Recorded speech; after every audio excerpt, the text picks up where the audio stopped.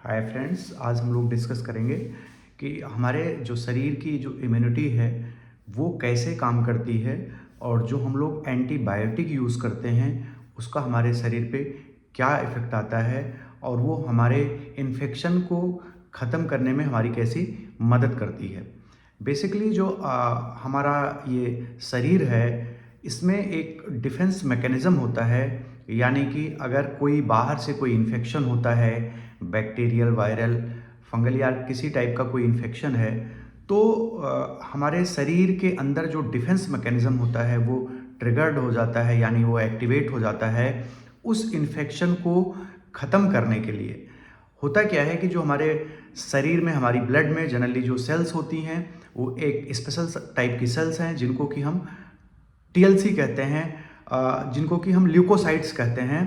और ल्यूकोसाइट्स को जो हम मेज़र करते हैं उनको हम टीएलसी के रूप में मेज़र करते हैं। टोटल ल्यूकोसाइट काउंट उसको हम बोलते हैं, यानी कि वो जो डब्ल्यूबीसीज होती हैं, डब्ल्यूबीसीज एक पर्टिकुलर जो अमाउंट में कितना सेल्स हैं उसको हम कैलकुलेट करते हैं।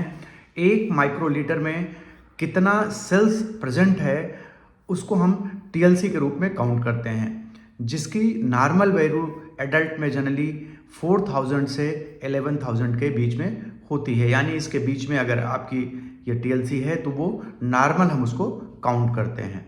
अब हम जानते हैं इन टीएलसीज़ का यूज़ क्या है, ये टीएलसीज़ बढ़ती कब हैं और घटती कब हैं।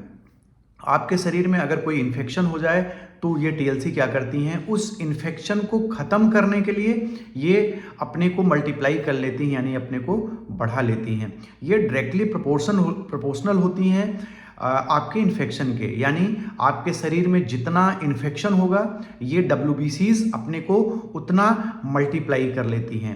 यानी कि अगर आपके शरीर में हल्का इन्फेक्शन है तो ये टीएलसी थोड़ी सी बढ़ेंगी, अगर आपके शरीर में बहुत ज़्यादा इन्फेक्शन है तो ये टीएलसीज आपको बहुत ही ज़्यादा बढ़ी हुई मिलेंगी। अब हम बात करते हैं एंटीबायोटिक के ऊपर कि हम जनरली जो एंटीबायोटिक्स लेते हैं उनका क्या इफ़ेक्ट होता है हमारे शरीर में, वो कैसे काम करती हैं। हम ऐसे समझते हैं कि जैसे हमारी मिलिट्री की फ़ौज है, अगर बाहर से जो दुश्मन है उसकी फ़ौज बहुत ज़्यादा है तो हम अपनी भी फ़ौज को ज़्यादा रखेंगे। अगर दुश्मन की फ़ौज कम है तो हम अपनी फ़ौज को जनरली कम रखते हैं। अगर वहाँ की फ़ौज बढ़ाई जाती है तो हम भी अपनी फ़ौज को बढ़ा लेते हैं। यानी कि अगर बाहर से कोई इन्फेक्शन ज़्यादा है तो लाइक वाइज हमारी शरीर टीएलसीज़ को यानी कि डब्ल्यूबीसीज को उसी प्रोपोर्शन में बढ़ा लेती है ताकि उस इन्फेक्शन को वो रोक सके, उस इन्फेक्शन को वो किल कर सके। तो अब हम ये जानते हैं जो एंटीबायोटिक लेते हैं उसका क्या रोल होता है। बेसिकली एंटीबायोटिक उस टाइप से हैं जैसे कि आपकी सेना जब कमज़ोर पड़ जाती है तो आप कहीं बाहर से कुछ सैनिक इंपोर्ट करते हैं, यानी मंगा लेते हैं। वो क्या करती हैं, वो सैनिक क्या करते हैं, वो आपके बिहाफ पे लड़ते हैं उन सैनिकों से जो आपके दुश्मन हैं। तो उसमें होता क्या है कि जो आपके सैनिक हैं उनकी मदद हो जाती है। अब ये समझें कि अगर बार बार आप ऐसा करते रहेंगे, अगर थोड़ा सा भी आपका दुश्मन आ गया और आपने बाहर से सैनिक मंगवा के उससे लड़ने के लिए वो कर दिया, तो जो आपके सैनिक हैं जाहिर सी बात है उतने विजिलेंट नहीं होंगे, उतने एक्टिव नहीं होंगे, वो डिपेंडेंट हो जाएंगे। उनको ये पता हो जाएगा कि कहीं ना कहीं अगर कोई दिक्कत आती है तो हमारे यहाँ बाहर से सैनिक आ जाएंगे। वही हाल आपके शरीर का है कि अगर आपके शरीर में थोड़ा सा इन्फेक्शन होता है और आप एंटीबायोटिक खा लेते हैं तो होता क्या है, आपके शरीर की जो इम्यूनिटी है वो प्रॉपरली वर्क नहीं कर पाती, वो रेस्ट में चली जाती है। वो जो एंटीबायोटिक होता है उस बैक्टीरिया को किल करता है और आपकी इम्यूनिटी जो होती है वो लड़ने से बच जाती है।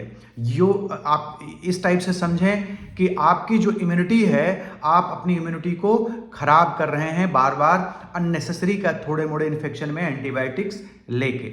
एक काम और होता है, जब आप रिकरेंटली एंटीबायोटिक्स लेते रहते हैं तो वो होता क्या है कि वो जो बैक्टीरिया, जो वायरस या जो बाहर से जो इन्वेजिव ऑर्गेनिजम्स हैं उनके अगेंस्ट में जो आप एंटीबायोटिक्स लेते हैं वो उसको लेके रेजिस्टेंस डेवलप कर लेते हैं। यानी कि जब आपको कोई इन्फेक्शन सही माने का सीवियर हो जाएगा, आप एंटीबायोटिक लेंगे तो वो एंटीबायोटिक्स काम नहीं करेंगी, आपको हायर एंटीबायोटिक्स पे जाना पड़ेगा। तो हमारा ये कहना है कि जनरली होता क्या है कि थोड़े से इन्फेक्शन को लेके हम एंटीबायोटिक्स की तरफ भागते हैं। पेशेंट्स भी बार बार कहते हैं डॉक्टर साहब इसमें कोई एंटीबायोटिक्स लिख दिया है कि नहीं, एंटीबायोटिक्स है कि नहीं, हमने ये एंटीबायोटिक खा ली है।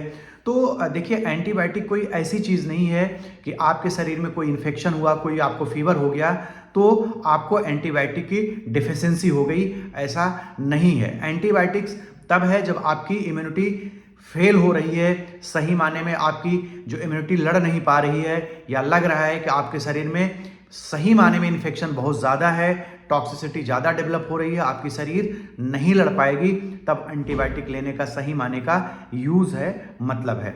अननेसेसरी आप एंटीबायोटिक से बचें, नहीं तो होगा क्या, आपकी इम्यूनिटी सही माने के काम नहीं कर पाएगी और आप छोटी छोटी चीज़ों के लिए, छोटे छोटे इन्फेक्शंस के लिए आप एंटीबायोटिक्स को लेते रहेंगे।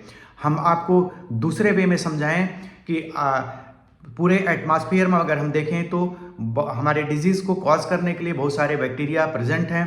कुछ लोगों को ये इन्फेक्शन कॉज करते हैं, कुछ लोगों को ये इन्फेक्शन नहीं कर पाते। जाहिर सी बात है, जिनकी इम्यूनिटी जितनी स्ट्रांग है उनको इन्फेक्शन नहीं कर पाते, जिनकी इम्यूनिटी वीक है उनको वो इन्फेक्ट कर जाते हैं, यानी उससे उनको बीमारी हो जाती है। आपने कोविड में भी देखा होगा यही चीज़ कि घर में किसी एक व्यक्ति को कोविड हुआ और वहाँ पे अगल बगल में जितने लोग हैं उनको कोविड बिल्कुल नहीं हुआ, वो लोग बिल्कुल ठीक रहे, लेकिन एक व्यक्ति को कोविड हुआ और वो बहुत सीरियस भी हुए। और हमने देखा, बहुत सारे फैमिलीज़ को मैंने देखा, हमारे घर में भी हुआ था, हमारे अंकल को कोविड हुआ था लेकिन हमारी आंटी को नहीं हुआ था। हमारा छोटा भाई गया था उन अंकल को हेल्प करने के लिए, उसको भी कोविड नहीं हुआ। यानी कि कोविड जैसी इतनी बड़ी जो महामारी फैली थी उसमें भी यही नियम ऑपरेट हुआ कि अगर आपकी इम्यूनिटी स्ट्रांग है तो कोई भी इन्फेक्शन आपको नहीं हो पाएगा, यानी आपका कोई नुकसान नहीं कर पाएगा। अगर आपकी इम्यूनिटी वीक है, यानी कि आपके जो TLCs हैं प्रॉपरली वो मल्टीप्लाई करने में सक्षम नहीं है, तो कहीं ना कहीं आपको इन्फेक्शन हो जाएगा।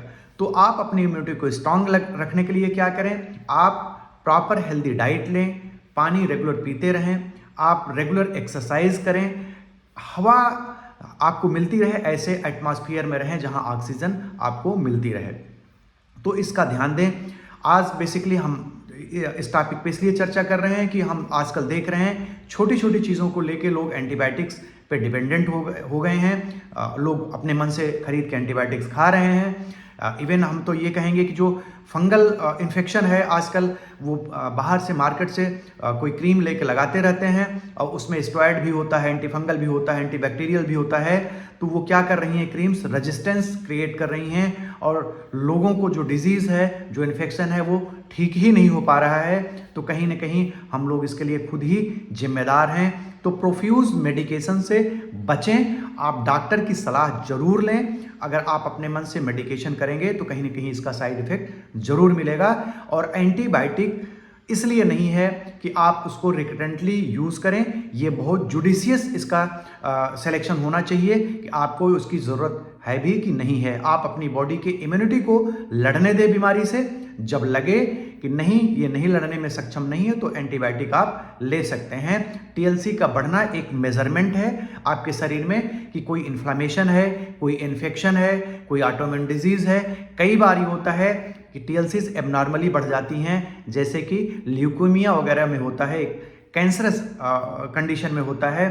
तो इसके बहुत सारे कारण हैं। जनरली जो TLC बढ़ती है इन्फेक्शन में, उसके लिए थोड़े मोड़े इन्फेक्शन के लिए आपको एंटीबायोटिक लेने की ज़रूरत नहीं है। आप अपने इम्यूनिटी को अच्छा रखें, स्ट्रांग रखें। TLC का बढ़ना ये इंडिकेट करता है आपके शरीर में इन्फेक्शन है और उस इन्फेक्शन के अगेंस्ट आपकी शरीर अपने सैनिकों को बढ़ा रही है, अपने जो फौज है उसको स्ट्रांग कर रही है।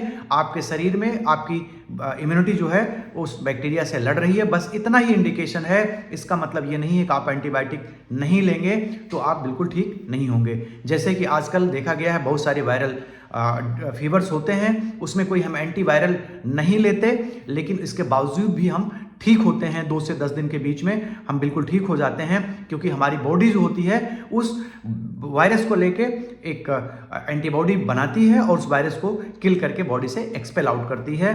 तो कोई भी बॉडी में इन्फेक्शन है तो बॉडी उसको लड़ने में सक्षम है और उसको एक्सपेल आउट करने में भी सक्षम है। एंटीबायोटिक जो होती हैं वो असिस्ट करती हैं आपके बॉडी के इम्यूनिटी को, उनको आप सेकंड लाइन पे रखें, ना कि उनको आप फर्स्ट लाइन पे रखें। आज का टॉपिक यहीं तक। मुझे उम्मीद है आपको इसमें काफ़ी समझने में काफ़ी हेल्प मिलेगा। आपका दिन शुभ और मंगलमय हो। Thank you so much.